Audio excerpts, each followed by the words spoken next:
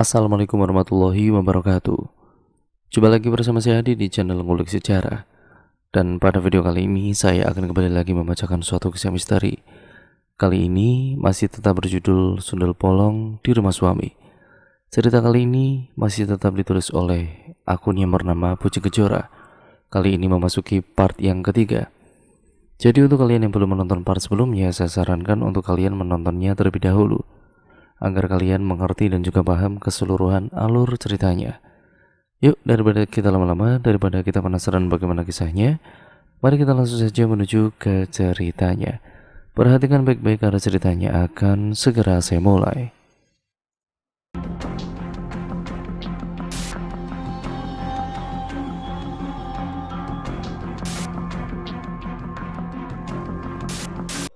Sesaat setelah mobil Mas Firman menghilang di tikung, Bima datang dengan mobilnya yang lain.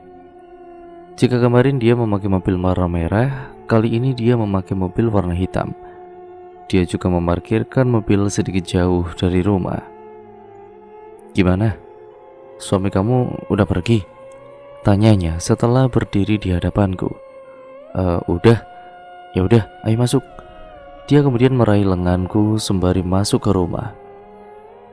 "Apaan sih?" Aku menepuk tangan itu pun segera melepaskan tangannya. Maaf, ujarnya sambil melepaskan tangannya dari lenganku. "Iya ya." Aku kemudian mengusap lenganku dengan tangan satunya. "Sekarang kita ngapain?" Gimana kalau kita langsung cek ke gudang belakang?" Tapi kenapa? Gudang itu sekarang digembok sama Mas Firman, dan aku nggak tahu di mana dia meletakkan kuncinya. "Kalau begitu kita cari kuncinya dulu. Kalau gemboknya langsung aku rusak, takutnya suami aku itu curiga." "Iya juga sih." Aku kemudian manggut-manggut. "Kalau begitu kita cari kuncinya dulu. Kamu cari di ruang tamu, aku cari di kamar." "Ya udah, oke kalau gitu." Bima langsung beraksi untuk mencari kunci di ruang tamu, sementara aku masuk ke kamar membongkar satu persatu lemari dan juga laci. Pertama-tama aku mencari di laci nakas sebelah tempat tidur dan kosong. Hanya ada minyak angin, minyak kayu putih, dan balsem. Lalu aku beranjak mencari di laci-laci meja rias. Sama, aku tidak menemukan apapun di sana. Kemudian aku beranjak ke lemari, mencari di sela-sela lipatan pakaian. Siapa tahu Mas Firman menyembunyikannya di sana. Nihil, dan sekian banyak lipatan yang aku buka, tidak ada satupun Kemudian aku lalu membuka dua laci di sisi kiri dan kanan bawah lemari.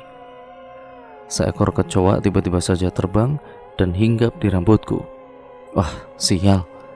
Untung aku tidak takut dengan hewan satu ini. Dengan mudah aku menangkapnya dan membuangnya keluar melalui jendela kamar.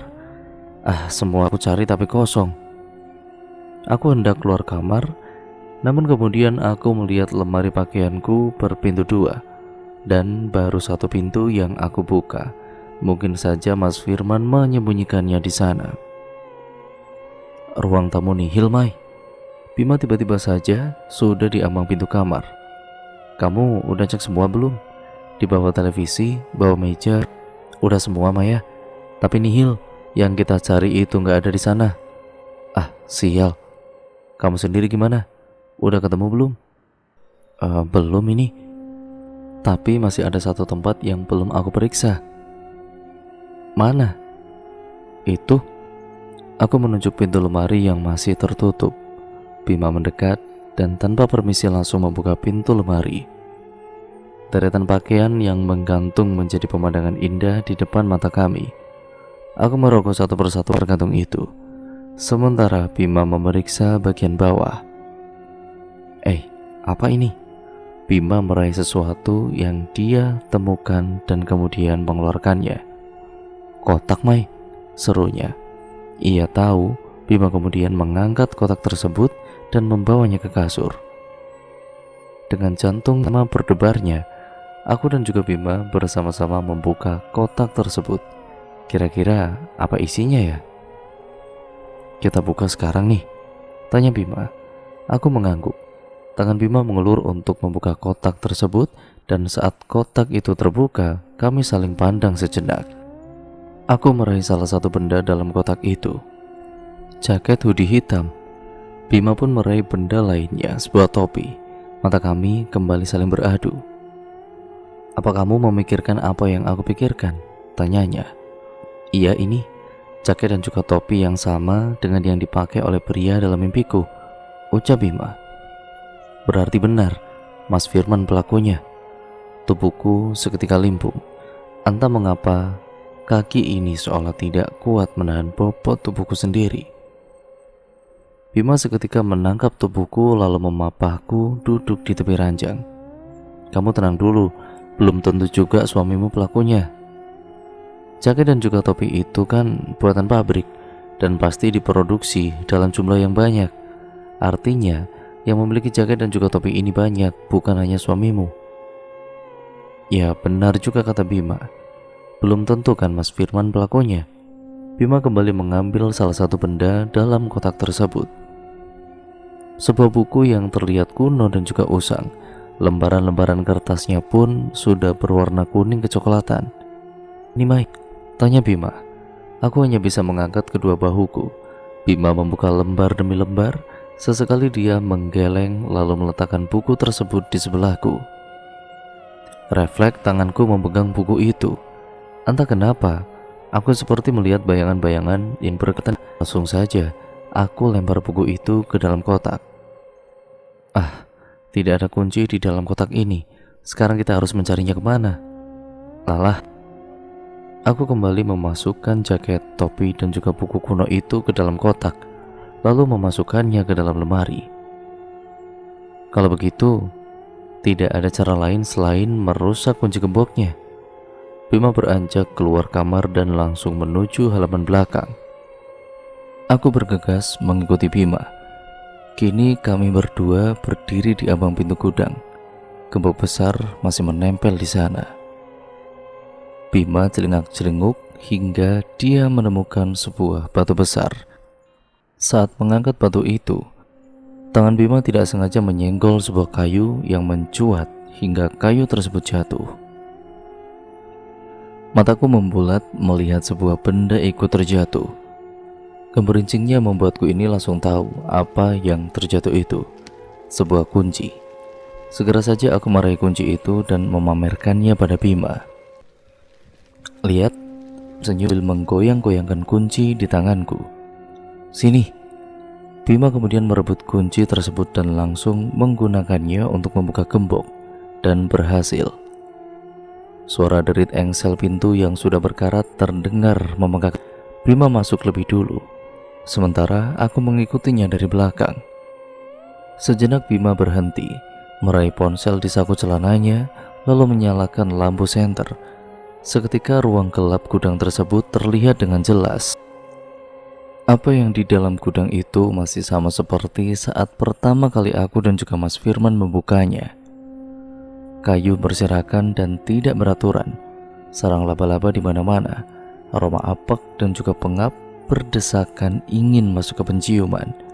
Gak ada apa-apa di sini, Bim. Tapi Bima ini bergeming. Dia meneliti sudut demi sudut, hingga tiba-tiba dia menggeser salah satu kayu. "Kenapa, Bim?" Aku ikut memperhatikan lantai yang saat ini sedang dilihat oleh Bima. Tangan Bima yang kekar menyentuh lantai tersebut lalu menarik sesuatu yang terlihat mencuat. Aku dan juga Bima saling pandang lagi. Sebuah pintu. "Apa kamu siap?" tanya Bima sembari menoleh ke arahku. "Siap apa?" "Ya, kita akan masuk ke sana." Aku segera menggeleng. Ruang rahasia pastilah gelap dan juga pengap. Aku takut." "Baik, biar aku saja yang masuk. Kamu berjaga-jaga supaya kalau suamimu pulang, aku bisa segera keluar." Baiklah." Bima memutuskan untuk membuka pintu rahasia di lantai itu. Sekali, dua kali, sentakan pintu masih tidak terbuka. Namun disentak akhirnya pintu itu terbuka. Seketika aroma busuk bercampur wewangian bunga menusuk hidungku. Bima kemudian menyoroti ruang rahasia itu dengan senter ponselnya. Lalu, setelah melihat ada tangga untuk turun, akhirnya Bima mau masuk ke dalam ruang rahasia itu. Pria itu perlahan turun sembari menyoroti jalannya dengan senter ponselnya. "Bagaimana Bima? Ada apa di sana?" "Aku masih belum mendapatkan sesuatu, Mai," teriaknya dari dalam. Jantungku semakin berdebar tidak karuan, apalagi saat tiba-tiba benda jatuh dari dalam ruangan tersebut. "Apa itu Bima?" "Nggak apa-apa, aku cuma terpleset kok." Aku bangkit lalu berjalan ke pintu. Sejenak memindah sekitar, memastikan jika Mas Firman belum pulang. Memastikan keadaan Mas Firman yang masih belum terlihat, aku kembali ke pintu rahasia itu dan benar-benar hening. Bima." Tidak ada sautan. Kemana pria itu? Kenapa dia diam saja? "Bima, apa kamu mendengarku?" teriakku. Dan sepi, dan apakah mungkin terjadi sesuatu pada Bima? Aku bangkit dan juga bersiap untuk turun. Namun, tiba-tiba saja ada yang memukul tengkukku dengan tanah. Sesaat sebelum kehilangan kesadaran, aku bisa melihat sosok pria berjaket hoodie dan juga topi tengah memegang balok kayu meskipun samar-samar. Pria itu berjongkok lalu menjambak rambutku. Aku masih tidak bisa melihat wajahnya, tetapi aku bisa melihat senyumannya. Senyumannya benar-benar aneh.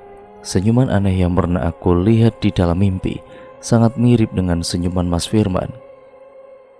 Aku membuka mata saat merasa tubuhku lengket semua. Saat ingin bangkit, aku tidak bisa dan juga kakiku terikat. Aroma amis dan juga anyir memenuhi rongga penciumanku. Aku memindai sekitar. Aku tengah terbaring di sebuah dipan dengan tangan dan kaki terikat di dalam sebuah ruangan yang sangat gelap. Aku yakin selama ini di dalam ruangan rahasia yang tadi Bima temukan, aku kembali memindai sekitar mencari keberadaan Bima. Ketemu. Pria itu tengah terikat dengan posisi berdiri, kepalanya menunduk menandakan jika dia pasti sedang kehilangan kesadaran. Mataku seketika membulat saat melihat sosok pria yang sama terikatnya di sebelah Bima. Mas Firman, bangun!" Aku kembali berteriak sembari menarik tangan dan kaki. Siapa tahu ikatanku bisa terlepas. Ternyata ikatan ini sangatlah kuat. Pergelangan tanganku sampai berdarah, tetapi ikatan sama sekali tidak bisa dibuka. Tiba-tiba saja, aroma busuk dan juga anyir tercium. Hingga membuat bulu romaku berdiri, aku kembali memindai sekitar. Betapa terkejutnya aku saat melihat ada tubuh wanita lain di ranjang berbeda yang kondisinya sudah mengenaskan. Tubuh wanita itu separuhnya sudah berupa tulang, separuhnya lagi masih berdaging dengan belatung yang berceceran. Perutku seperti diaduk-aduk melihat pemandangan itu, mual dan ingin muntah. Namun posisi tidurku yang terlentang membuatku harus menahan rasa mual itu. Kalau tidak, mukaku sendiri yang nanti penuh dengan sisa makanan. Melihat pemandangan mengerikan itu, spontan aku berteriak dengan sangat kencang. Namun dua pria yang sedang terikat di depanku itu sama sekali tidak bergerak. "Mas Firman, Mas, bangun!" Aku mengalihkan pandangan kepada Bima. "Bima, bangun Bima, bangun!" Bima sepertinya merespon suaraku, kepalanya bergerak-gerak. "Bima, ayo bangun Bim, tolong aku!" teriakku lagi. Bima menggelengkan kepalanya pelan, dia lalu memandangku. "Bim, ayo sadar Bima, tolong aku, lepaskan aku dari sini." Pria itu menggeleng lagi, mungkin untuk menghilangkan rasa pusing di kepalanya. Aku terus mencoba menarik tanganku dari ikatan supaya bisa terlepas. Walaupun peluangnya sangat kecil, aku terus mencoba. Tiba-tiba saja, ruangan rahasia ini terbuka. Bima kembali berpura-pura pingsan. Sorot sinar matahari samar-samar masuk. Bayangan seseorang tengah turun membuatku tertegun. Aku semakin ketakutan saat pemilik bayangan itu mulai terlihat. Perlahan dia menghampiriku. "Lepaskan aku, apa maumu?" teriakku begitu dia sampai di dekatku. Pria itu hanya diam sembari terus berjalan mengelilingi ranjang tempatku berbaring. Dia kemudian berhenti tepat di kepalaku. Tangannya terulur mengelus pipi membuatku semakin ketakutan. Selesai membelai pipi, tangannya turun ke leher, lalu dada dan perut. "Mau apa kau? Lepaskan aku!" teriakku lagi. Dia sama sekali tidak merespon. Dia hanya terus tersenyum seraya menggerayangi tubuhku. Rasa takut yang teramat sangat membuat air mata bercucuran. "Bima, Mas Firman, tolong aku." Bima hanya bisa mengangkat sedikit kepalanya. Percuma kau meminta tolong. Tidak ada satupun yang bisa lolos dari cengkramanku. Suara berat sosok itu pun membuatku terbelalak. "Siapa kau sebenarnya? Apa maumu?" Pria itu kembali berjalan dan berhenti di dekat kaki, mengelus-ngelus paha lalu ke telapak kaki. Dia kembali berjalan menjambak rambutku hingga rontok di tangannya. Helaian rambutku yang rontok tertinggal di tangannya. Dia dengan menjijikannya menciumi helaian rambutku itu dengan penuh nafsu. "Harum rambutmu mengingatkan aku pada Dewi." Pria itu kembali mencium rambutku sambil memejamkan mata.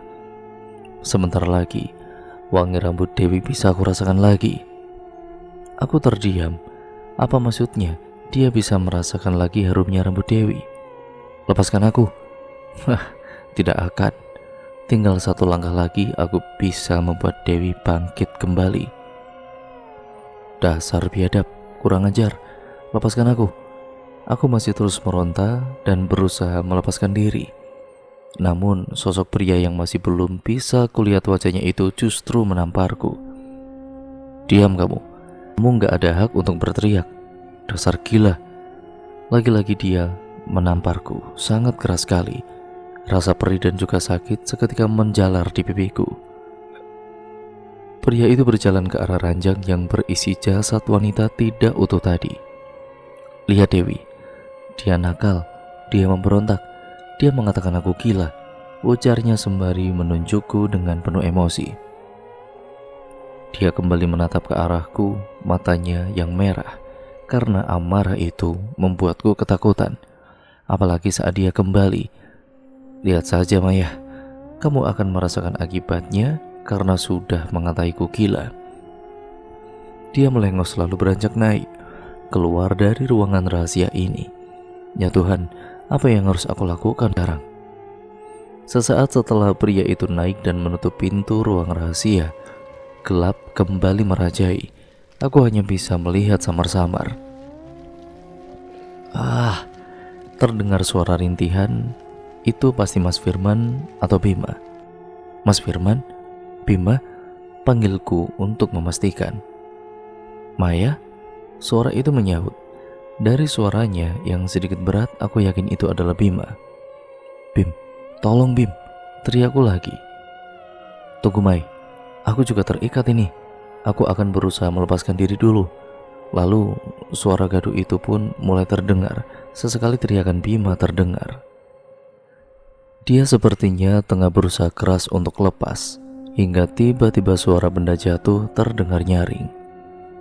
Bima jatuh ke lantai, ikatannya terlepas, namun dia justru menoleh ke kanan dan kiri seolah mencari sesuatu. "Bim, lepaskan aku Bim."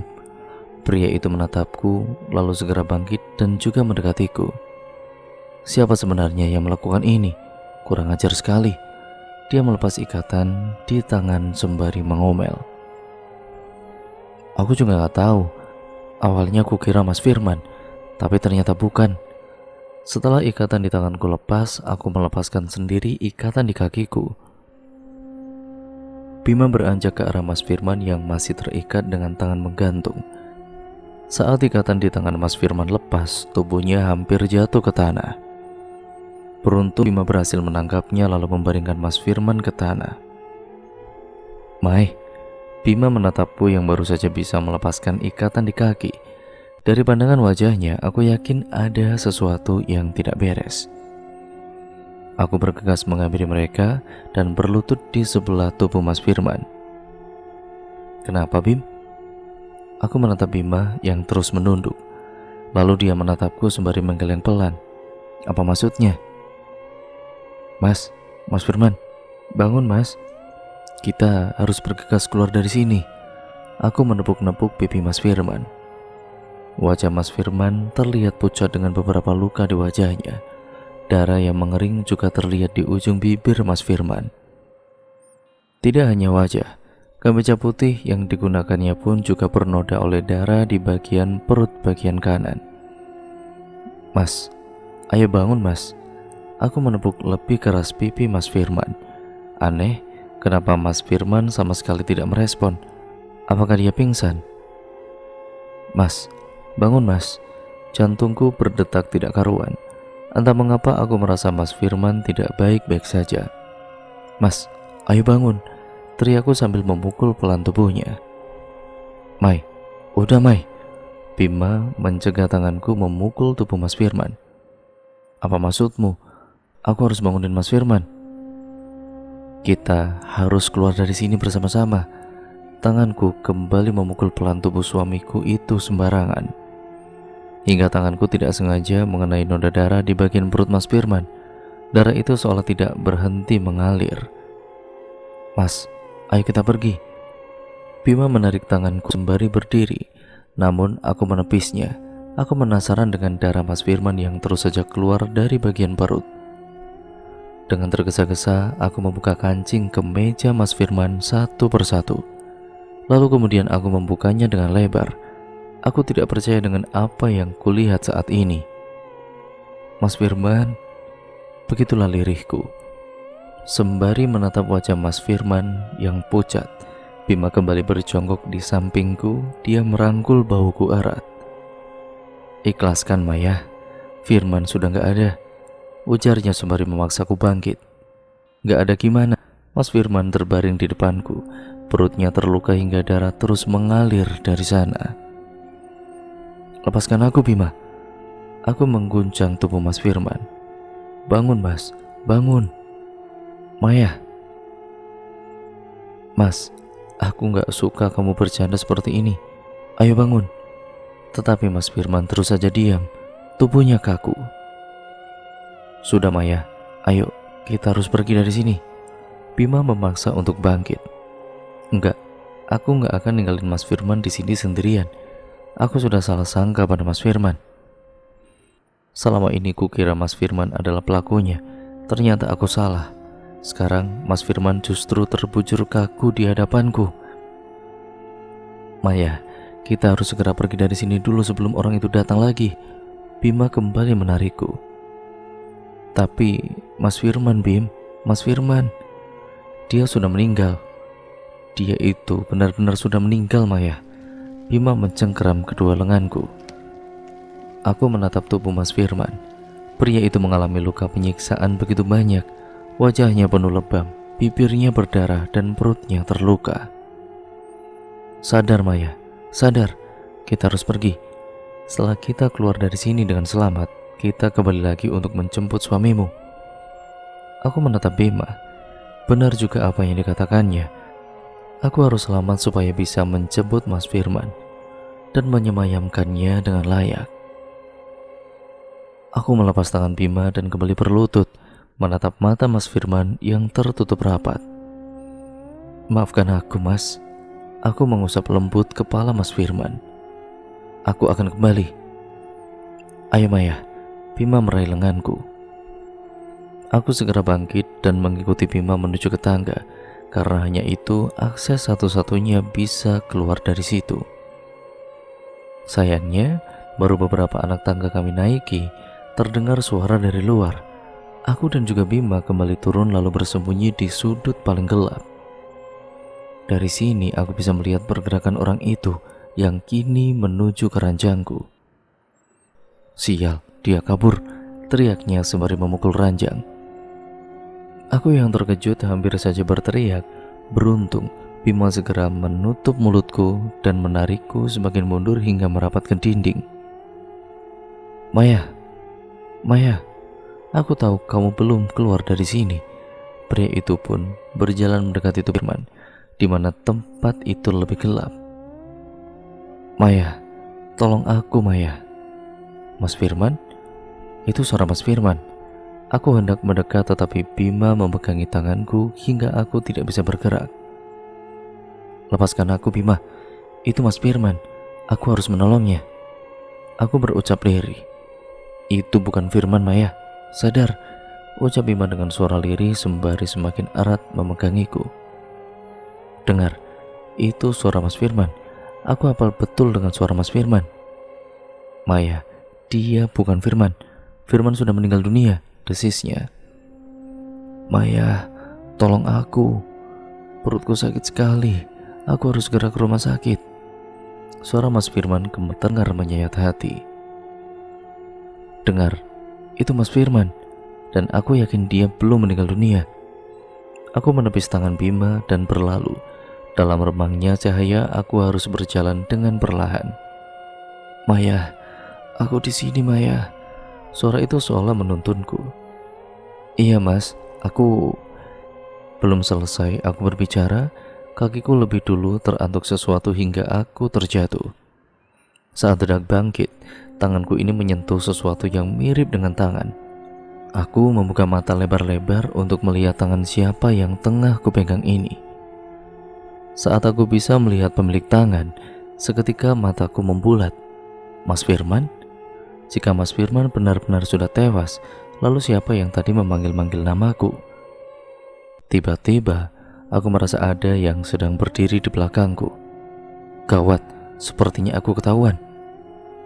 Baru berniat melarikan diri, tetapi seseorang di belakangku itu lebih dulu menjambak rambut dan menyeretku kembali ke ranjang. Pria misterius yang memiliki suara mirip dengan Mas Firman itu mulai mengikat tanganku.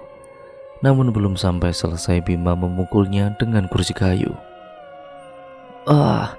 Pria itu ambruk. Maya, ayo kita pergi.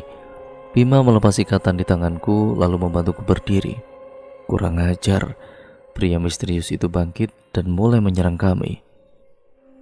Bima mendorong tubuhku ke arah tangga, sementara dia menangkis pukulan yang hampir saja mengenaiku.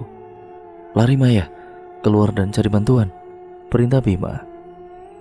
Aku kemudian mengangguk lalu bergegas naik ke tangga, sementara Bima terus menangkis pukulan pria misterius yang semakin membabi buta. Tinggal beberapa anak tangga lagi ketika tiba-tiba aku merasakan sakit di betis kanan. Lalu aku merasa ada yang mengalir dari titik rasa sakitku. Jatuh terduduk, lalu dengan sisa tenaga meraba betis yang benar-benar sakit. Rupanya sebilah pisau menancap di sana. Aku memegangi gagang pisau yang menancap di kakiku itu.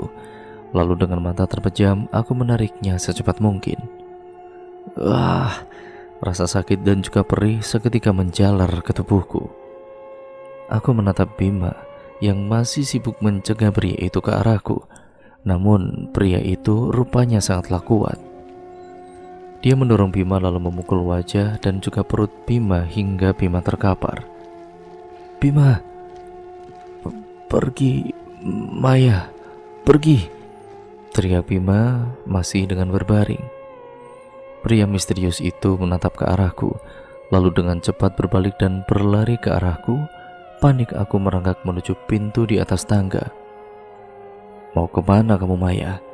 Mau kemana kamu? Pria itu berhasil meraih kaki kananku yang terluka. Rasa sakit membuatku seketika berteriak.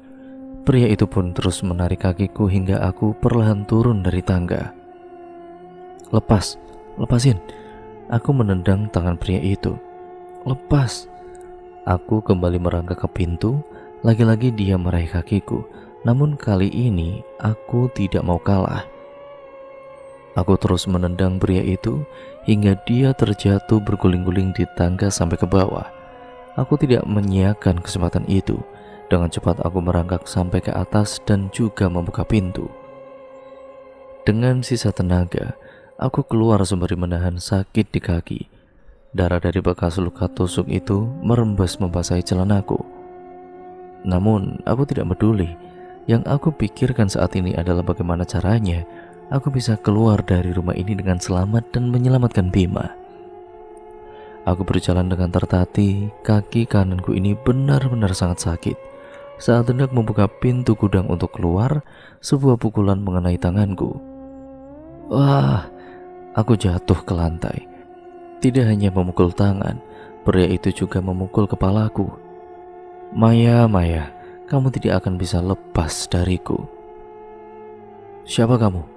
Kenapa kamu lakukan ini padaku? Teriakku sembari menjauh dengan cara mengesot. Kamu gak perlu tahu siapa aku, karena sebentar lagi nyawamu akan kuhabisi. Aku tentu saja terus menjauh, tetapi lelaki itu terus saja mendekat. Tangannya yang memegang balik kayu itu pun berayun-ayun. Dasar gila. Tiba-tiba saja dia memukul tembok dengan balik kayunya. Sudah kubilang, aku tidak gila. Aku hanya mau nyawamu supaya aku bisa membangkitkan kembali Dewi. Kamu bukan Tuhan. Selamanya kamu gak akan bisa membangkitkan manusia yang sudah mati. Dia kembali memukul tembok.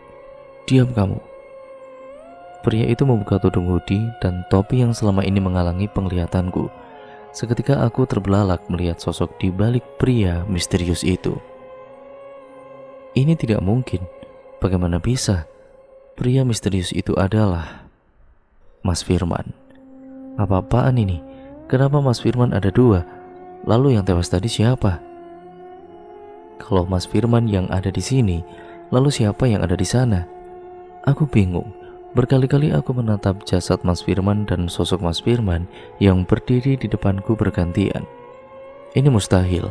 Kalau Mas Firman kembar, kenapa aku tidak tahu? Kepalaku sangat sakit sekali. Benar-benar sangat sakit hingga tidak mampu mencerna semuanya. Samar-samar aku melihat sosok lain di belakang Mas Firman. Bukan.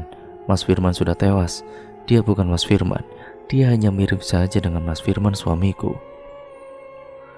Tiba-tiba saja kembali sebuah pukulan mendarat di kepalaku. Seketika hanya gelap yang aku lihat. Aku terbangun di saat sinar matahari menyoroti mata. Segera saja aku bangkit dan memindai sekitar. Aku terbangun di kamarku sendiri. Apakah aku bermimpi? Aku mencoba meraba tubuh dan juga kaki yang terluka. Hilang kemana semua luka dan juga rasa sakit yang tadi begitu menyiksa. Apakah mungkin aku sudah meninggal? Perlahan aku turun dari ranjang, lalu keluar dari kamar. Suasana rumah sangat hening sekali. Tiba-tiba saja terdengar suara piring pecah dari arah dapur. Apakah itu Mas Firman? Aku segera berlari ke dapur dan mendapati seseorang perempuan hamil tengah memunguti pecahan piring. Astaga, kenapa hari ini aku payah sekali? Entah sudah berapa piring dan juga gelas yang sudah aku pecahkan, gerutunya. Dia lalu membuang pecahan piring itu ke tempat sampah. Setelahnya perempuan berparas cantik itu meraih sapu. Namun, belum sampai dia menyapu lantai bekas pecahan piring itu, dia sempoyongan. Perempuan itu pun kemudian memegangi kepalanya. Lalu perlahan cairan merah dan kental keluar dari salah satu lubang hidungnya. Tangan perempuan itu terulur dan mengusap darah yang keluar dari hidungnya itu. Sayang, aku pulang. Aku segera menoleh ke arah ruang tamu yang menjadi sumber suara tadi. Mas Firman? Pria itu terus berjalan mendekat, lalu menembus tubuhku dan memeluk perempuan hamil yang sedang menghapus darah di hidungnya. Mas Farid? Kok udah pulang? Suara perempuan itu bergetar seperti tengah ketakutan. Iya, hari ini aku sengaja pulang awal. Aku ingin menemanimu seharian ini. So sweet banget sih mas, suamiku ini. Oh ya, kamu udah masak? Belum mas. Perempuan itu menggeleng. Bagaimana kalau kita makan di luar? Wah, mau banget mas. Ya sudah, kamu siap-siap ya. Aku tunggu di luar. Farid berjalan keluar rumah. Sementara perempuan itu masuk ke kamar dan keluar lagi dengan pakaian yang sudah berganti rapi. Wajahnya yang juga sudah dipoles dengan bedak juga lipstik. Mereka lalu pergi dari rumah menggunakan mobil. Tiba-tiba saja kabut menutupi penglihatanku. Namun, tentu saja Sedetik kemudian, kabut itu pun menghilang dan aku sudah berada di dalam mobil yang Farid dan perempuan itu tumpangi. Apa-apaan ini? Mas, kalau anak kita cewek, kamu mau kasih nama siapa? Tanya perempuan itu sembari mengelus perutnya yang buncit. Dewi? Kok Dewi? Kan itu nama aku, Mas. Iya, karena kalau anak kita perempuan pasti cantiknya bakalan sama seperti kamu. Kalau cowok, siapa ya enaknya? Farid melirik perempuan itu dengan tersenyum. Sepertinya aku akan memberi nama. Mas, awas! Teriak perempuan itu. Mas Farid hampir saja menabrak seseorang yang sedang menyeberang sembarangan. Beruntung dia bisa menghindarinya dan segera menepi. Dasar orang gak tahu aturan, nyebrang sembarangan. Farid hendak turun dari mobil dan mau kemana, Mas? Jaga Dewi. Orang seperti itu harus diberi pelajaran, geram Farid. Sudahlah Mas, gak usah dibuat emosi. Enggak Wi, orang seperti itu bisa membahayakan nyawa orang lain. Farid tetap turun dari mobil. Kalau begitu, aku ikut. Dewi hendak ikut turun. Jangan, kamu tetap saja di mobil. Aku gak mau kamu kenapa-napa, oke? Baik Mas. Dewi hanya bisa menghela nafas dan kembali menatap jalan raya dari kursinya. Aku ikut turun dan mengekori Farid. Pria itu memarahi si pelaku yang menyeberang sembarangan itu. Namun amarahnya berhenti saat terdengar dentuman keras. Farid menatap mobilnya yang sudah terseret jauh dari posisi awal oleh sebuah truk. Farid berdiri mematung memandang mobilnya. Sepersekian detik dia baru sadar. Lalu dia kemudian berlari ke arah mobilnya, membuka pintu dan membawa Dewi yang sudah berlumuran darah keluar dari mobil. Lalu Farid kemudian membaringkan Dewi ke aspal dengan posisi kepala dalam pangkuannya. Dewi, sadar Dewi. Farid menepuk-nepuk pipi Dewi. Sayang, jangan tinggalkan aku sayang. Farid terus-terusan menepuk pipi Dewi, tetapi Dewi sama sekali tidak merespon. Enggak Dewi, enggak. Kamu enggak boleh tinggalin aku. Farid membopong tubuh Dewi. Seseorang membantu Farid memasukkan Dewi ke dalam ambulan, dan sedetik kemudian ambulan pun melaju cepat ke rumah sakit terdekat. Sampai di rumah sakit, Farid terus memandangi Dewi yang dibawa masuk ke ruang IGD. Farid terus mondar-mandir menanti hasil pemeriksaan. Hingga seseorang lainnya datang dan mendekati Farid, dan seseorang itu adalah Mas Firman. Gimana keadaan Mbak Dewi, Kak? Aku menoleh ke arah pria yang mendekati Mas Farid itu. Belum tahu, dokter belum memberi kabar. Tepat setelah Farid berucap, dokter keluar dari IGD. Dokter, gimana keadaan istri saya? Lalu, bagaimana dengan anak saya?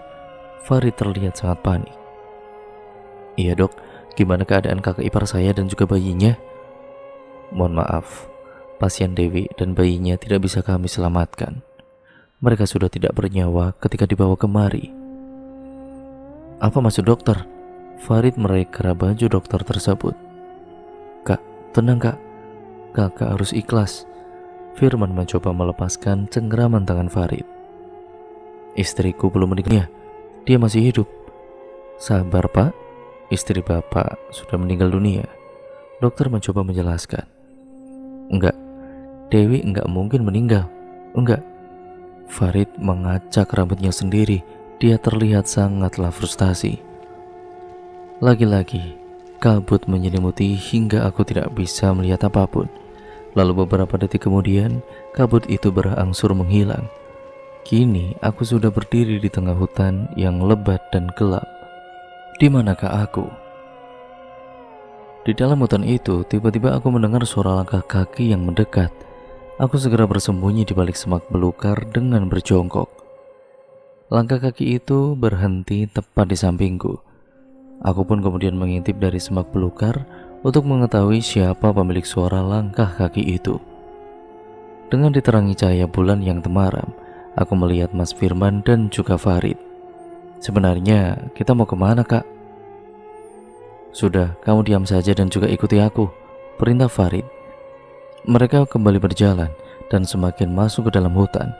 Aku mengikuti langkah mereka secara diam-diam. Mereka lalu berhenti di sebuah gubuk. Aku heran, kenapa ada gubuk di tengah hutan belantara seperti ini? Aku kembali bersembunyi saat salah satu dari mereka berhenti. Rumah siapa ini, Kak? Sudah diam, ayo masuk. Kak, aku gak mau kakak melakukan hal-hal aneh. Hal aneh apa? Aku hanya ingin bertemu Ki Kusumo. Siapa itu, Kak? Pasti dukun ya? Kalau iya, kenapa? Apa salahnya mendatangi dukun? Dia dukun sakti yang bisa menghidupkan orang mati. Sadar, Kak? Itu dosa besar. Mana ada manusia bisa menghidupkan orang mati? Hanya Tuhan yang bisa melakukan hal itu. Persetan dengan Tuhan. Di mana dia saat istriku butuh pertolongan? Di saat aku tengah berbahagia karena sebentar lagi memiliki anak, apa yang dilakukan? Farid menggeleng frustasi. Dia merebutnya dariku. Firman. Apa salahku? Firman mencoba menenangkan saudara kembarnya itu. Namun Farid menepis tangan Firman. Aku gak percaya lagi pada Tuhan. Ada yang lebih hebat darinya, yaitu Ki Kusumo. Dia sama hebatnya dengan Tuhan. Sadar, Kak, sadar. Firman mengguncang bau Farid. Kak Dewi itu sudah meninggal dunia, dan biarkan dia tenang di alam sana. Kita doakan saja dia masuk surga, dan suatu saat nanti kita bisa bersamanya. Enggak, aku mau Dewi hidup kembali. Apapun dan bagaimanapun caranya, aku akan tetap membuat Dewi kembali lagi kepadaku. Farid melangkah mantap ke dalam gubuk. Aku tidak berani lagi mendekat karena tiba-tiba saja di halaman gubuk itu banyak sekali makhluk. Salah satu makhluk yang bertubuh besar dan tinggi melotot ke arahku. Dia menyeringai, menampakkan giginya yang runcing dan hitam. Aku segera menjauh, takut-takut kalau makhluk itu menangkapku. Aku berlari ke arah perlawanan. Entah dari mana datangnya, tiba-tiba saja aku sudah terkepung oleh makhluk-makhluk aneh. Makhluk yang belum pernah aku lihat sebelumnya. Mereka seperti melihat makanan lezat saat menatapku. Air liur mereka pun sampai menetes ke tanah. Tiba-tiba bumi bergetar. Aku sampai harus berpegangan pada sebuah pohon. Namun semakin lama getaran itu semakin nyata. Aku pun terjatuh, lalu sinar yang sangat terang menerangi. Seorang perempuan dengan gaun putih tersenyum kepadaku. Dia mengulurkan tangannya dan aku refleks membalas uluran tangan itu. Namun belum sampai tanganku menyentuh tangannya, perempuan itu pun berubah. Perempuan cantik yang tadi kulihat kini menjadi perempuan yang sangat menyeramkan. Rambutnya panjang dan menutupi sebagian wajahnya. Kembali, teriak makhluk itu. Tangannya yang kurus kembali terulur. Kali ini tangan itu memanjang. Kembali. Teriakan makhluk itu menggema di telinga hingga tiba-tiba gelap. Aku mencoba membuka mata, tetapi ternyata mataku sudah ditutup sesuatu. Entah itu kain atau yang lainnya, yang jelas aku sama sekali tidak bisa melihat. Beberapa menit kemudian, telingaku ini mendengar suara langkah kaki yang mendekat. Aku yakin betul itu suara Farid. Ingin teriak tetapi mulutku sudah disumpal sesuatu. Aku hanya bisa berteriak dalam hati. Farid tiba-tiba saja membuka penutup mataku. Seketika cahaya dari api dalam obor membuatku menyipit. Aku kini tengah terikat di atas sebuah batu besar. Sesosok mayat perempuan terbaring di sebelahku. Mayat yang sama yang tergeletak di ranjang di ruang bawah tanah. Farid mendekat mengelilingi tubuhku lalu membelai wajahku. Andai saja kau bukan wanita yang memiliki hari lahir yang sama dengan Dewi, mungkin kau tidak akan di sini. Dan andai saja Firman tidak berkhianat, pasti sejak awal kedatanganmu aku sudah bisa membangkitkan Dewi. Farid melepaskan sumpal di mulutku. Dasar gila, manusia sesat, dasar iblis. Shh. Dia kemudian menangkup daguku hingga aku kesulitan berbicara. Jangan banyak bicara, nanti Dewi terganggu. Kau cukup diam dan biarkan aku bekerja. Cuih, aku meludah tepat di wajahnya. Dia menampar pipiku dengan sangat keras. lalu tiba-tiba meraih pisau dan hampir saja menancapkannya di dadaku. "Hentikan!"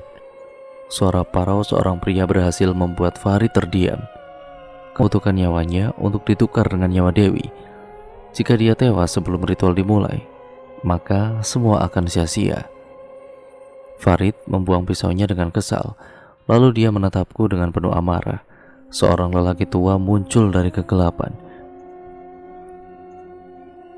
dan secara tiba-tiba dia kemudian sudah ada di sampingku. Dia tersenyum hingga menampilkan giginya yang hitam. "Jaga wanita ini, aku akan segera siapkan ritualnya." Farid mendekat, giliran pria tua itu yang pergi. Dalam sekejap bermacam ubur rampe sudah tersedia di atas kepala. Aroma kemenyan yang sangat membuatku terbatuk-batuk itu, asapnya yang membumbung membuat mataku sangat perih. Aku memindai sekitar. Kemana Bima? Kenapa aku tidak bisa menemukannya di sini? Apakah dia sudah tewas atau malah berhasil kabur? Mendadak sekelebat bayangan melesat dari segala arah. Bayangan itu mulanya hanya satu, namun semakin lama bayangan itu kini tidak hanya satu, puluhan atau mungkin ratusan. Mereka melayang-layang di atas tubuhku, satu persatu mencoba masuk. Namun setiap hampir mendekati tubuhku, mereka melebur menjadi debu lalu hilang. Hingga menyisakan satu bayangan saja, yang jika diperhatikan bayangan itu seperti seorang perempuan. Suara Ki Kusumo semakin lantang membaca mantra-mantra, lalu bayangan perempuan itu pun mulai menampakkan wujudnya. Wujud seorang perempuan menjijikan yang sama dengan yang terbaring di sebelahku. Lama-kelamaan sosok bayangan itu perlahan menjadi bayangan wanita yang cantik. Dia melayang di atas tubuhku dengan senyuman mengerikan. "Tidak, pergi!" teriakku saat sosok itu semakin mendekat. Wajah kami bahkan hanya berjarak 2 jengkal saja dengan posisi dia di atasku. "Tidak, jangan!" teriakku lagi. Tiba-tiba angin berhembus kencang hingga membuat api di obor meliuk-liuk. Bayangan sosok perempuan tersebut berkeming dan terus saja maju. Hingga tiba-tiba datang sosok sundal bolong yang selama ini menggangguku di rumah. Sosok itu pun mengulurkan tangannya untuk mencekik leher Ki Kusumo. Wah, Ki Kusumo mencoba melawan dengan membaca mantra-mantra. Akan tetapi suara Ki Kusumo terdengar tertahan. Farid tidak tinggal diam. Dia mencoba menyelamatkan dukun yang dia puja itu. Namun tetap saja tidak bisa. Sundal bolong yang aku yakin adalah adik Bima itu semakin mempererat cekikannya. Ki Kusumo terlihat lemas. Tangan yang tadi dia gunakan untuk melawan mulai terkulai. Tidak, jangan pergi Ki, jangan. Farid mencoba menarik tubuh Ki Kusumo supaya terlepas dari sundal bolong tersebut. Bayangan sosok wanita yang melayang di atas tubuhku itu memudar. Suara teriakannya melengking membuat telingaku sakit. "Tidak, Dewi, jangan pergi Dewi," teriaknya frustasi. Aku menggunakan kesempatan itu untuk melepaskan diri, meskipun tanganku harus terluka lagi. "Kau, semua ini gara-gara kau," tunjuknya padaku. Dia lalu mendekat, melepaskan ikatanku, lalu mulai menyiksaku. Namun tiba-tiba sosok sundal bolong itu melesat masuk ke dalam tubuhku. Seketika aku merasakan sensasi panas, amarah, dan juga kesedihan yang mendalam. Air mata ini tidak sanggup kupendung hingga akhirnya terus saja mengalir. Tubuhku sepenuhnya dikendalikan oleh sundal bolong tersebut. Dia mengulurkan tangan menangkis pukulan Farid. Amarah yang kurasa di dadaku semakin membuncah. Sekelebat ingatan melintas di kepala. Ingatan yang membuat sosok dalam tubuhku kian meradang. Dapat kurasakan amarah dan juga kesedihan itu. Amarah karena bayinya dikeluarkan saraf dari perutnya. Lalu di depan mata kepalanya sendiri, bayinya itu dijadikan tumbal, lehernya digorok dan darahnya ditampung, lalu disiramkan ke tubuh Dewi yang sudah membusuk. Lalu tanpa rasa belas kasihan sedikit pun, Farid membuang begitu saja jasad Keisha, adik Bima, di lubang yang telah dia siapkan di dalam ruang rahasia. Makhluk dalam tubuhku terus menangkis pukulan Farid yang membabi. Setelah melihat Farid kelelahan, aku yang sedang dikendalikan mulai menyerang, memukul, menendang, lalu mencekik leher Farid. Wajah pria yang mirip dengan Mas Firman itu memerah. "Kau biadab, kau tega membunuh anak dalam perutku. Kau juga membiarkan aku mati pelan-pelan." Aku mempererat cekikan di lehernya. "Sekarang rasakan pembalasanku.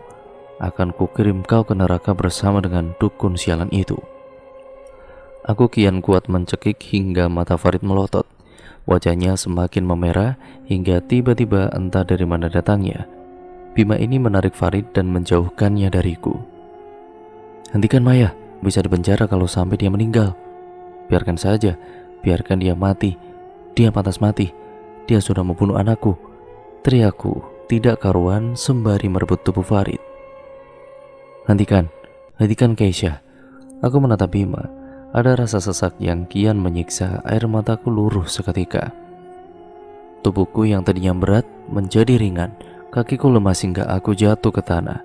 Dapat kulihat sosok sundel bolong yang tadi merasukiku melayang tepat di depan tubuhku. "Hentikan Keisha, hentikan. Dendam tidak akan pernah bisa membuatmu tenang. Aku gak akan pernah bisa tenang sebelum membunuhnya." "Tidak Keisha, jangan kotori tanganmu dengan membunuhnya. Jangan jadikan dirimu setan seperti dia." "Aku sudah menjadi setan gara-gara dia. Aku tidak akan pernah mengampuninya." Sundel bolong itu melayang hendak mencekik Farid. "Aku harus membunuhnya." "Tidak Keisha, membunuhnya hanya akan mempercepat hukumannya saja. Dia harus menerima hukuman yang lebih dari sekedar kematian." Sundel bolong itu perlahan menjadi sosok wanita yang sangat cantik. Dia jatuh terduduk di tanah lalu menangis. "Lalu apa yang harus aku lakukan, kakak? Bayiku meninggal gara-gara dia. Begitupun nyawaku yang dipaksa keluar dari raga. Suamiku lalu pergi entah kemana." Wanita itu menangis sesenggukan. Suara rintihannya pun begitu menyayat hati. "Ikhlaskan Keisha, bayimu sedang menunggumu di surga." Bima mendekati sosok adiknya itu. Bima hendak meraih tubuh Keisha, tetapi tubuh Keisha itu pun tiba-tiba memudar. "Tolong temukan jasadku dan juga bayiku, kak. Kuburkan kami dengan layak. Jangan lupa doakan kami selalu." Bima pun mengangguk lalu menangis. Farid yang tadi terlihat lemah karena tercekik perlahan bangkit. Dia meraih sesuatu dari belakang tubuhnya. Saat tangannya terangkat, baru aku sadar jika itu adalah pisau. Dan Farid ini hendak menikam Bima yang tengah menunduk. "Bima, awas!" teriakku. Sosok Keisha belum sepenuhnya menghilang. Dia mengulurkan tangan kanannya dan secara ajaib sebuah balok kayu melayang dan memukul tangan Farid yang memegang pisau itu, sehingga pisau itu pun ya tentu saja justru menancap di dadanya sendiri. Pihak kepolisian memenuhi halaman belakang rumahku. Jasad Mas Firman sudah lebih dulu dibawa ke rumah sakit. Sementara jasad-jasad lainnya pun menyusul. Tidak hanya jasad Keisha dan bayinya, tapi ada 6 jasad lain yang ikut ditemukan. Kantong oranye berisi jasad itu bergantian keluar dari ruang bawah tanah. Aroma busuk dan juga anyir tercium saat kantong oranye itu melintas di depanku. "Apa rencanamu selanjutnya?" tanya Bima padaku yang tengah mengamati jalannya evakuasi jasad-jasad malang tersebut. "Mungkin aku akan menjual rumah ini, menyumbangkan uangnya untuk mereka yang membutuhkan, lalu pergi sejauh mungkin dari sini. Aku turut berduka cita ya." Bima menepuk pundakku. Aku hanya bisa tersenyum sembari mengangguk kecil. Matahari mulai terbit, burung pun mulai berkicauan. Semoga saja setelah ini aku bisa menjalani kehidupanku yang jauh lebih baik lagi. Dan cerita pun akhirnya selesai sampai di sini ya teman-teman. Terima kasih untuk kalian sudah menyimak video kali ini dan cerita kali ini. Bagaimana menurut kalian? Kalian bisa komen di bawah ya teman-teman. Jangan lupa like, komen, dan share sebanyak-banyaknya, karena itu membantu channel ini menjadi channel yang jauh lebih baik lagi. Jangan lupa subscribe untuk kalian yang belum subscribe. Nyalakan tombol lonceng notifikasinya agar kalian tidak ketinggalan video terbaru selanjutnya dari channel ini. Banyak sekali kan pembelajaran yang dapat kita ambil dari cerita kali ini. Untuk kalian yang belum menonton part sebelumnya, saya sarankan untuk kalian menontonnya terlebih dahulu. Part pertama, part keduanya, dan part ketiga ini ataupun sekaligus menjadi part terakhirnya, sangat-sangat banyak plot twist yang terjadi dan terungkap semuanya dalam dari semua ini. Jadi saksikan dari bagian awal ya teman-teman, agar kalian mengerti keseluruhan alur ceritanya. Sekian dan mohon maaf apabila banyak kesalahan kata ataupun narasi saya mungkin kurang jelas dalam membawakan ataupun menceritakan cerita kali ini. Sekian dan terima kasih, sampai berjumpa di video terbaru selanjutnya. Wassalamualaikum warahmatullahi wabarakatuh.